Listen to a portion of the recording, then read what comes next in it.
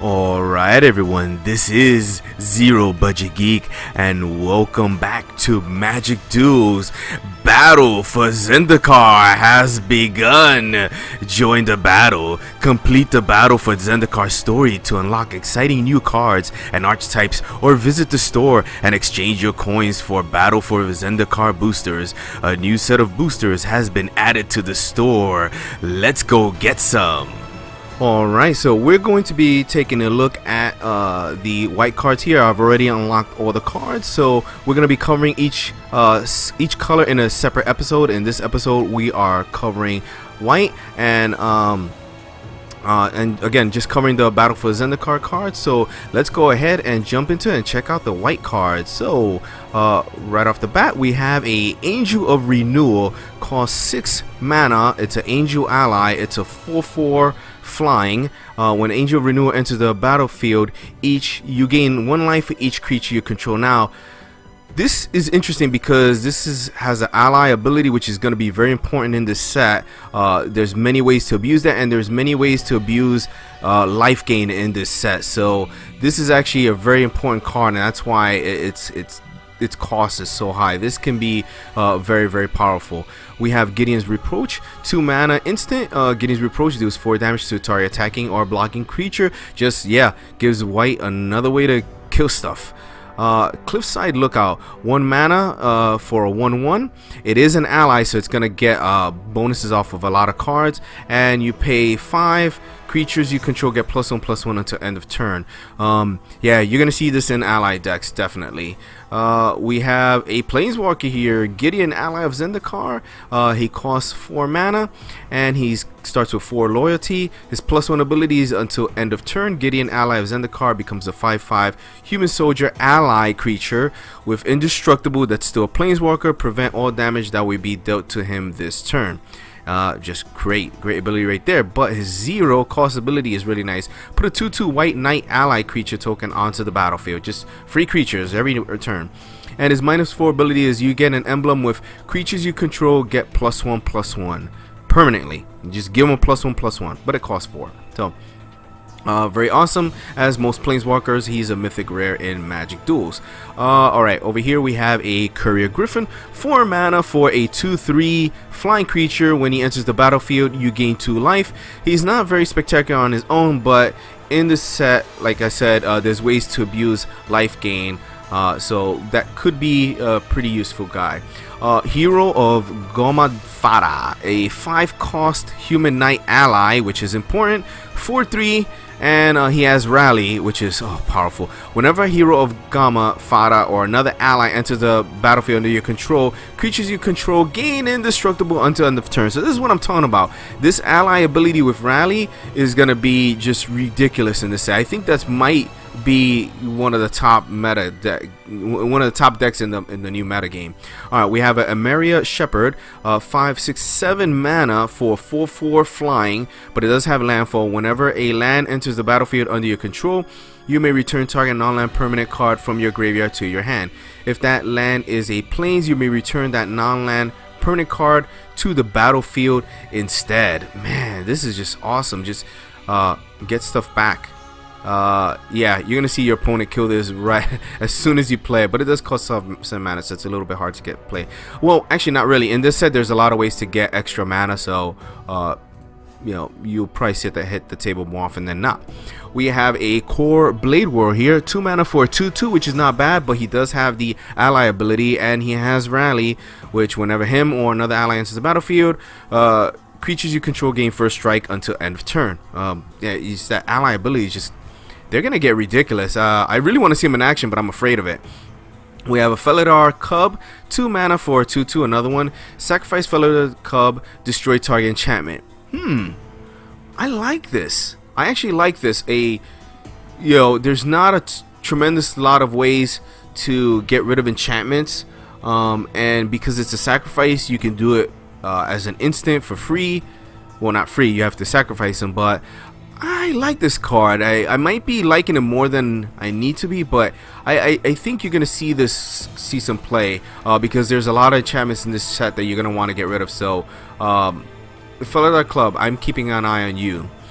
we have a Core Castigator, 2 mana for a 3/1. He does have the ally keyword there, and he can't be blocked by Eldrazi Scions, which there are a lot in this set. So that makes him really useful. A 3/1 that you might get through unblocked, and he has the ally ability. Oh man, that could get really ugly really fast, and he doesn't cost very much. We have a Fortified Rampart, 2 mana for a 0/6 wall. Pass. I mean, I guess some decks could make use of this, but it has no keywords that you can really play off of, so it doesn't seem like it's at all useful. Core Entanglers, 5 mana for a 3/4 creature.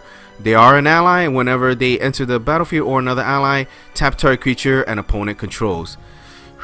Man, again, those ally chain effects that are going to be happening, I think, can get really scary. Ghostly Sentinel, 5 mana for 3/3 flying vigilance. Thank goodness he doesn't have an ally, but this guy is pretty interesting. White doesn't have many flyers, so 3/3 is not very scary, but the fact that he has vigilance at least makes it somewhat interesting. So but I'm not too crazy about the 5 mana. There's better things that I'd rather play for 5 mana. We have a Lantern Scout, 3 mana for a 3/2. He is an ally, and he has Rally. Whenever he enters the play or ally or another ally, creatures you control gain lifelink until end of turn. See what I'm saying about this Rally allies ability? Scary stuff. Alright, we have a Makindi Patrol, 3 mana for a 2/3 ally, and when him or another ally comes into play, creatures you control gain vigilance until end of turn. Nice. Man. Shadow Glider, 3 cost 2/2 flying. Nothing special, but it doesn't really need to be. I think that's not terrible, but for 3 mana there's probably other things you want to play. Onto Greathorn, a 4 mana 2/3 creature with first strike. He does have landfall. Whenever land enters the battlefield under your control, Onto Greathorn gains +2/+2 end of turn. So you play him, and then on the next turn, hopefully you put a land, you'll make him into a 4/5 first striker. Not bad at all. Be nice if he had trample, but still nice. It's an interesting creature. It's only a common though. We have Sheer Drop, a 3 cost sorcery, destroy target tapped creature. Just blam. You'll probably get hit by it first, but you know, hey, just outright kills it, and another kill spell for white. And it does have the Awaken 3 ability. Now Awaken is you pay the Awaken cost, in this case is 6 mana. If you cast spell for that cost, you put 3 1/1 counters on a target land that is a 0/0. So you'll make your land, one of your lands, into a 3/3 creature plus kill something. So that could be, this is a good spell. Just at its base level it's good, but with the Awaken makes it even better. We have an Ondu Rising, 2 cost sorcery. Whenever a creature attacks this turn, it gains lifelink until end of turn, and has the Awaken ability for 4. This one only costs 5 mana and makes one of your lands into a 4/4. So that's pretty cool, and they get haste, by the way, so really interesting. That could be an interesting card. Late game card for sure. And then actually going back to this card again, there are ways to abuse gaining life in this set. So that makes this card better than it may seem, you know, just on first glance. There's probably a reason why it's a sorcery.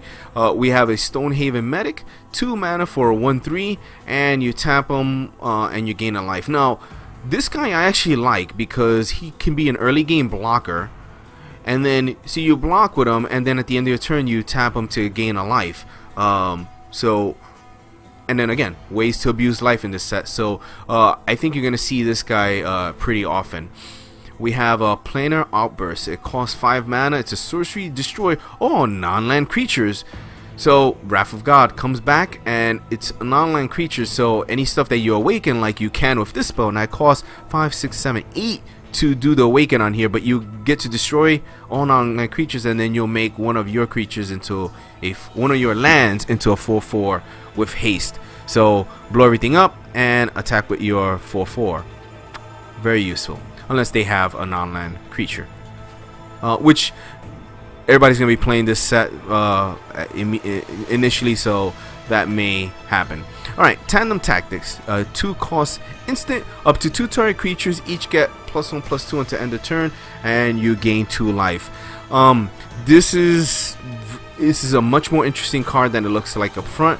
First of all, making 2 creatures get +1/+2 can really be good on defense or even attack, but the fact that you get 2 life is interesting because there's ways to abuse that in the set. Most of the life gain abusing, I think, is in the black cards, which you'll see in another video.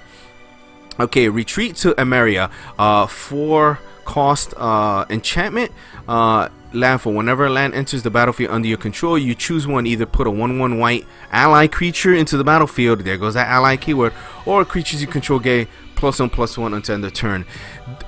This is why this is cost 4 mana, because this could be very, very dangerous in an ally deck. Yeah, you want to get rid of that. That's why that cat that gets rid of enchantments is going to be very useful. We have Unified Front here, a 4 cost sorcery with Converge, which means put a 1/1 white core ally creature token into the battlefield for each color of mana spent to cast Unified Front. So at best you'd be able to put 4 creatures into play if the 4 mana is all different colors. So it could be interesting. Well, the fact that they are allies is key in this particular instance. Alright, we have Royal's Retribution, 5 mana for an instant, but Royal's Retribution deals 5 damage divided as you choose among any number of target attacking or blocking creatures. Now, it's nice because it gives white some more ability to deal damage and kill creatures, but the greatest thing is that it's an instant. It's an instant. You can do it during combat, in the middle, right after, on your opponent's turn, at the end of the turn. Instant is what makes this noteworthy, and it's only an uncommon, so it does cost a lot, but this is an interesting spell. Alright, we're going to be covering gold cards in a separate episode, and then we have here a Serene Steward, 2 mana for a 2/2. Whenever you gain life, you may pay a white. If you do, put a +1/+1 counter on target creature. So there you go. There's one of the ways that you can abuse life, but I think black actually has a lot more ways to abuse life gain, and you'll see that in another episode. Not the next one. I think it's 2 episodes from now. But if you want to see the other episodes, make sure to check in the upper right hand corner. I'm gonna have links to most things, and that'll be it. And we'll cover the gold cards and lands in a separate episode. So guys, thanks for watching, and I'll see you in the next episode.